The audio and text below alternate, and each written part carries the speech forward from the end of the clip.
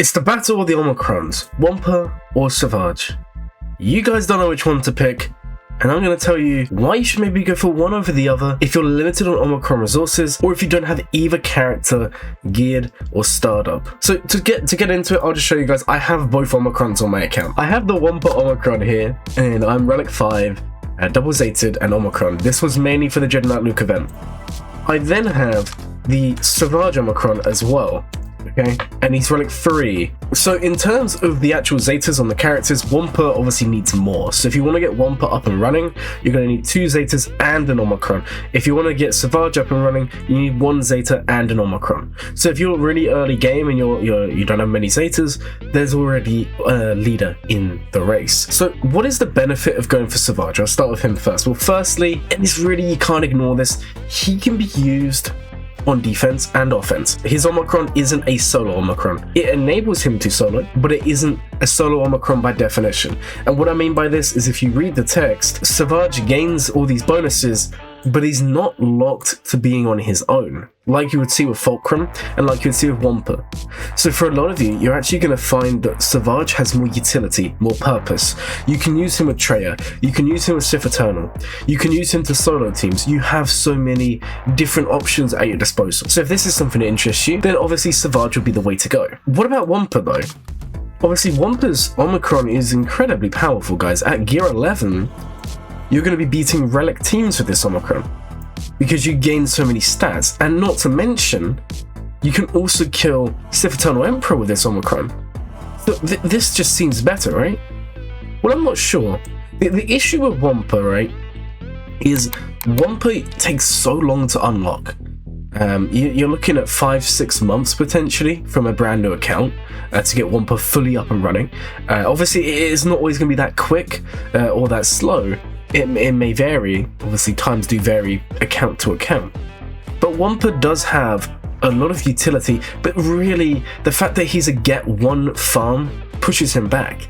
I would argue that if you're farming for General Skywalker, if you're farming for Malik, Wampa's not the way to go, because you're going to be using that get one to level up your Malik, to level up your gas. Why would you want to spend it on Wampa?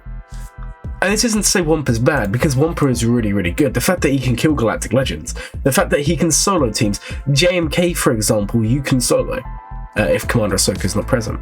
But the issue is, one, you're locked to a purely offensive team, and secondly, the get one. Now, if you are not worried about that, if you already have your defensive teams, Wampa's the way to go, guys. 100% Wampa's the way to go. Or say you're in a position where you already have the get one farms done in terms of gas and Malik. Why wouldn't you go for Wampa? It's a no-brainer, right? The next thing on our list of comparisons for Wampa and Savage is the gear. So for Wampa, the full gear list reads the following: 300 Carbunties, 150 back to gels, 150 stun guns, 100 cryotechs. That is the key gear, nothing else. So he's not hard to get, he's not a character. Now let's compare that with Savage. So for Savage, it's actually even easier. 250 Carbunties, 100 Cryos, and guys, would you believe it, only 1 stun gun. In other words, 50 stun guns there. When I'm saying 50 or 100, I mean the actual gear pieces. Obviously, you don't need 50 entire Carbunties, it's just 50 of the salvage. Just to clarify there. So yeah, Savage is much easier to get. So far, we've already established Savage is easier to get. He has more utility, he has more purpose. But why would you go for Wampa instead? Because let me tell you guys, you wouldn't be making a bad choice by doing so. So here is really where things get a little bit different. So we've already established Savage is easier to get. Savage is easier to unlock his Squad Arena store. And he can be used elsewhere. Now, why would you go for Wampa instead? And let me explain to you guys. Unfortunately, we're in an age of the game where it's not just about gear levels, it's not just about gear 1 to 12, you also need to equate in relic levels.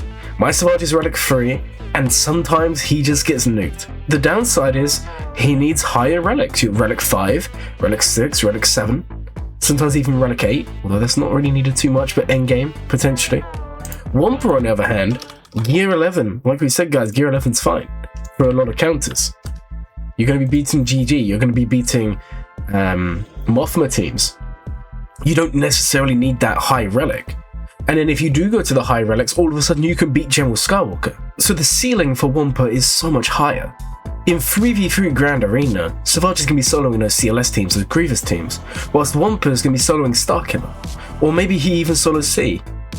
You see guys, now Savage is easier, so the entry level is easier for you guys. He's easier to gear, he can be used elsewhere, but Wampa has the higher ceiling, the potential. With Wampa you're going to be beating so many more teams. Honestly guys, if you want to go for one of them or the other, there's no wrong answer here. Both of them are really good, but in my mind, I would recommend you, if you're new to the game, Savage is the better Omicron to go for. And the reason for this is because Savage can be used in other teams. Traya is a very early unlock, although that may change with the new raid changes, I hope it doesn't. So you could easily have a team for Savage that is S tier on defense, right? Traya, Savage, Nihilus, Talon, and Scion, for example. Savage also has that utility. Say one day you go into Grand Arena and your opponent has Relic CLS, you can then take your Savage and go solo that team. So you have potential there, guys. Whereas with Wampa, you're locked into an offensive team. I'm not saying it's bad. I'm just saying very early game when you're preparing those teams, when you're thinking, who am I going to Omicron? Who am I going to Zeta? It makes sense to do Savage because he's cheaper to gear. He's cheaper in terms of investment of Zetas. He's also cheaper to unlock, it's just a squad arena store farm. And not to mention, he can be used elsewhere. So for me, Savage is the better Omicron. But that isn't saying Wampa's bad. Like I said guys, Wampa has a very, very high ceiling. Wampa is a fantastic character. But I don't think it's a character you should be going for straight away. Maybe a year ago that would have been the case, but now we've got another solo Omicron that we can take instead. And I just think Savage is that one. I hope you guys enjoyed the video. If you did, please like, comment and subscribe. My name is Glowmit, and as always, I hope you have a glowing day.